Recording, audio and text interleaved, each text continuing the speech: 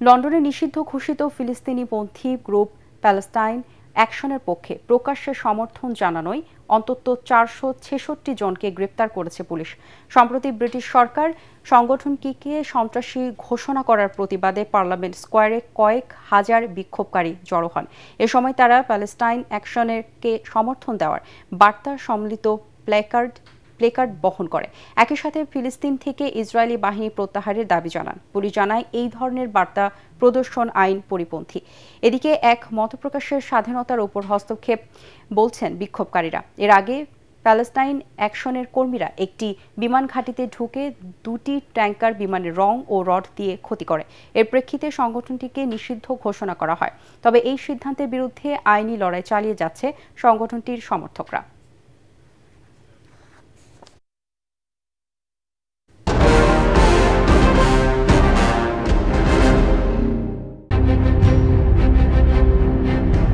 আমেরিকার স্বপ্নের শহর ক্যালিফোর্নিয়ার লস অ্যাঞ্জেলেস, যেখানে থাকেন হলিউড তারকা থেকে শুরু করে অভিজাত শ্রেণীর মানুষেরা। কিন্তু সেই আভিজাত্যের শহরেই এবার প্রকৃতি বসিয়েছে এক ভয়ঙ্কর থাবা।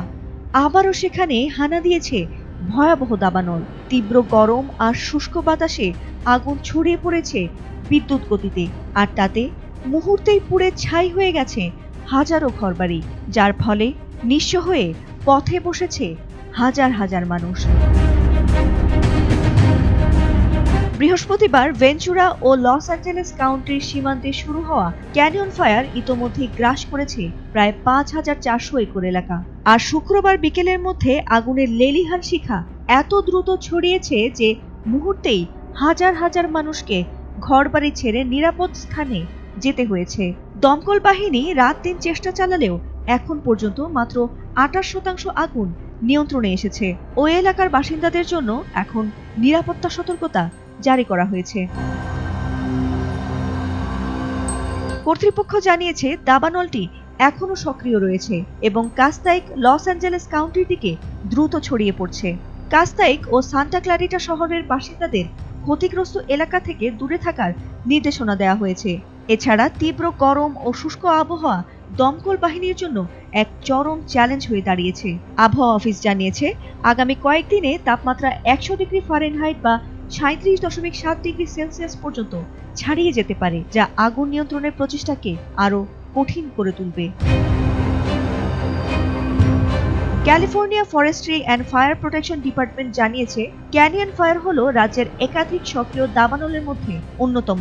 তবে এর চেয়েও বড় গিফোর্ড ফায়ার ইতোমধ্যেই 1 লাখ একর এলাকা পুড়িয়ে দিয়েছে। এছাড়া চলতি বছরের জানুয়ারিতে আলটাডেনা এলাকার ইটন ফায়ার কমপক্ষে 31 জনের প্রাণ কাড়ে এবং হাজার হাজার স্থাপনা ধ্বংস করে দেয়। জলবায়ু পরিবর্তন ক্যালিফোর্নিয়ায় দাবানলের মৌসুমকে দীর্ঘায়িত ও আরো বিধ্বংসী করে তুলছে। বিশেষজ্ঞরা বলছেন যদি পরিস্থিতি দ্রুত নিয়ন্ত্রণে না আসে তাহলে এটি লস অ্যাঞ্জেলেসের ইতিহাসের অন্যতম ভয়াবহ অগ্নিকাণ্ডে রূপ নিতে পারে।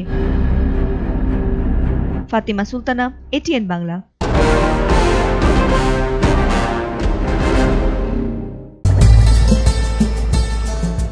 বলা হয় জয় করা সম্ভব হলেও আফগানিস্তান দখলে রাখা কঠিন।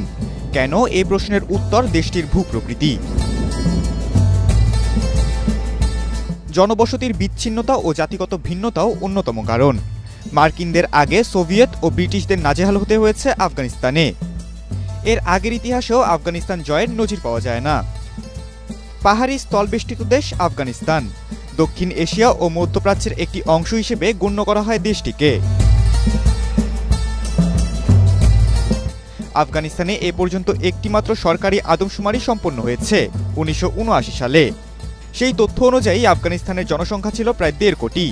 2006 সালে এই জনসংখ্যা 3 কোটি 10 লাখে গিয়ে পৌঁছেছে বলে ধারণা করা হয়। বর্তমানে জনসংখ্যা 4 কোটির কম বেশি। 2 শতক আগে গ্রিকরা আফগানিস্তানের পর্বতগুলোর নাম দিয়েছিল ককেশাস, অর্থাৎ পৃথিবীর শেষ। হিন্দুকুশ নামে পরিচিত এই পর্বতগুলো শুধু যে বিশ্বের অন্যতম বৃহৎ তাই নয়, এই পর্বতগুলোই আফগানিস্তানের জীবন ও মরণের মধ্যে গড়ে দিয়েছে সম্পর্ক।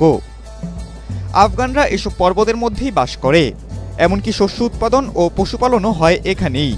মাত্র 20% জমি চাষের জন্য ব্যবহার করা হয়। আফগানিস্তানের প্রায় পুরো এলাকায় শুকনো ও মুক্ত এলাকা। লম্বা পর্বত ও শুকনো মরুভূমি দ্বারা দেশটি আবৃত। গ্রীষ্মকালে প্রচণ্ড গরম ও শুষ্ক এবং শীতকালে প্রচণ্ড ঠান্ডা থাকে। উত্তরের উপত্যকায় গ্রীষ্মে 49 ডিগ্রি সেলসিয়াস পর্যন্ত তাপমাত্রা রেকর্ড করা হয়েছে। শীতকালের মাঝামাঝি সময়ে হিন্দুকুশ ও আশেপাশের 2000 মিটার উচ্চতার অঞ্চলে তাপমাত্রা হিমাঙ্ক থেকে 9 ডিগ্রি সেলসিয়াসের নিচে নেমে পড়ে। আর এসব কারণেই মূলত অন্যান্য দেশ এখানে সুবিধা করতে পারে না। 2001 সালের 11 সেপ্টেম্বর টুইন টাওয়ারে সন্ত্রাসী হামলায় প্রায় 3000 মানুষ মারা যায়। এই ঘটনার 1 মাস পর তালেবানদের বিরুদ্ধে যুদ্ধ শুরু হয়। ব্রিটিশ ও আমেরিকান সৈন্যরা তালেবানদের ওপর বোমা হামলা চালানো শুরু করে। এই যুদ্ধে সহায়তা দেয় কানাডা, অস্ট্রেলিয়া, জার্মানি ও ফ্রান্স। প্রতিশোধপরায়ণ হয়ে যুদ্ধ শুরু করলেও আমেরিকার জন্য যুদ্ধে টিকে থাকা বেশ কঠিন ছিল।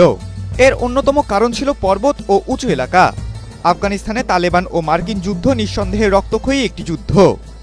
এই যুদ্ধে কেউই হাল ছাড়তে রাজি ছিল না। দেশগুলো সৈন্য প্রত্যাহারের চেষ্টা করলেও উল্টো আরও সেনা আফগানিস্তানে প্রবেশ করাতে হয়। মার্কিনরা আফগানিস্তান ত্যাগ করায় আফগানিস্তানের দখল এখন তালেবানদের হাতে। দীর্ঘ 20 বছর এই যুদ্ধই শুধু নয়, এর আগেও এখানে যত যুদ্ধ সংঘটিত হয়েছে সেখানেও পুরোপুরি এই দেশ দখল করা সম্ভব হয়নি। কিন্তু কেন আফগানিস্তানের যুদ্ধে জয় পাওয়া সম্ভব নয়? এর উত্তর আফগানিস্তানের অগণিত পাহাড় ও পর্বত। এসব পর্বত শুধু একজন নয়, সংখ্যায় বেশি হলেও সবাইকে আড়াল করে রাখতে সক্ষম, যার কারণে এসব পর্বতের পেছনে কেউ লুকালে তাকে সহজে দেখা যায় না। এছাড়া এখানকার পরিবেশের সঙ্গে বাইরের দেশ থেকে আসা মানুষদের টিকে থাকা অসম্ভব। উঁচু পাহাড়ে ওঠানামা, লুকিয়ে থাকা, সমতলে ফিরে আসা, আবহাওয়ার সঙ্গে যুদ্ধ সবকিছুতেই আফগানরা এগিয়ে। এই সুযোগটাই পুরোপুরি নিয়েছে তালেবান। দেশটি সম্পর্কে তাদের ধারণা খুব ভালো থাকায় কোথায় কোন পর্বতের অবস্থান সেটি তারা সহজেই জানে। একজন মার্কিন নাগরিক এখানে এসে যতটুকু না জানতে পারে তার সবটুকুই তাদের আগে থেকে জানা। পরিস্থিতি যতই প্রতিকূলে থাকুক না কেন, অল্প সময়েই তারা তা অনুকূলে নিয়ে আসে, আর এটাই তাদের যুদ্ধ জয়ের অন্যতম কারণ। ইতিহাসের আগের যুদ্ধগুলোতেও একই কারণে বারবার জয় হয়েছে আফগানদেরই। খালিদুল ইসলাম তানভীর, এটিএন বাংলা।